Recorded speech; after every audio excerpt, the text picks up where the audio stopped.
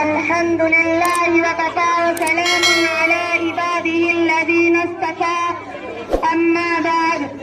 محترم عالی جناب ناظم صاحب، صدر مدرس، مشفق اساتذہ کرام اور معزز حاضرین، آج کا یہ تاریخ ساز دن جس کو جشن جمہوریت کے طور پر ہر سال پورے ملک میں منایا جاتا ہے، یہ ہم ہندوستانیوں کے لیے قومی تہوار کا دن ہے. آج سے تقریباً 76 سال پہلے 15 اگست سن 1947 عیسوی کو ہمارا ملک انگریزوں کے چنگل سے آزاد ہوا. انگریزی ملک چھوڑ کر چلے گئے، لیکن چونکہ ابھی ہندوستان میں کوئی آئین مرتب نہیں ہوا تھا، اس لیے آزادی کے بعد بھی کچھ دنوں تک انگریزوں کے آئین کے مطابق ہی ملک کا نظام چلتا رہا.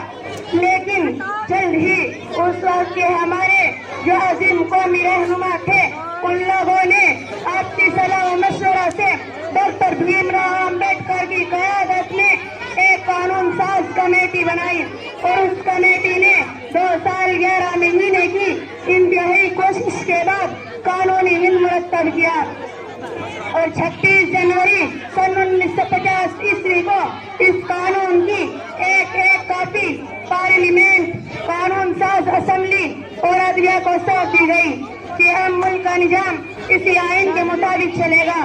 ہمارا یہ ملک مختلف مذاہب اور مختلف قوموں کو گہوارہ ہے. یہاں ہر قسم کے لوگ بستے ہیں اور ہر مذہب کے ماننے والے یہاں موجود ہیں. اس لیے دستور ہند میں تمام مذاہب اور تمام قوموں کی رعایت رکھی گئی ہے، اور آئین کی پہلی دفعہ یہ بنائی گئی کہ ہندوستان ایک سیکولر اور جمہوری ملک ہے، یعنی ہندوستان کا کوئی سرکاری مذہب نہیں ہے، بلکہ اس ملک میں ہر مذہب کے ماننے والوں کے لیے مکمل آزادی ہے. یہاں کا ہر باشندہ اپنے مذہب پر آزادی سے عمل کرتا ہوا زندگی گزار سکتا ہے. دستور ہند کی پہلی دفعہ در حقیقت یہی ہمارے ملک کی شناخت ہے، اور اسی پر عمل کرنے میں ملک ترقی کرے گا اور ملک کے اندر امن و سکون کا ماحول بنا رہے گا. اس شعر کے ساتھ میں اپنی بات کو ختم کرتی ہوں. تمام شہر کو لنکا بنایا جائے گا، ذرا سی بحث کو دنگا بنایا جائے گا.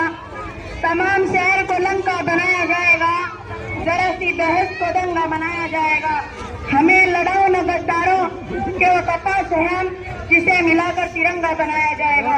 وآخر دعوانا الحمدللہ رب العالمین.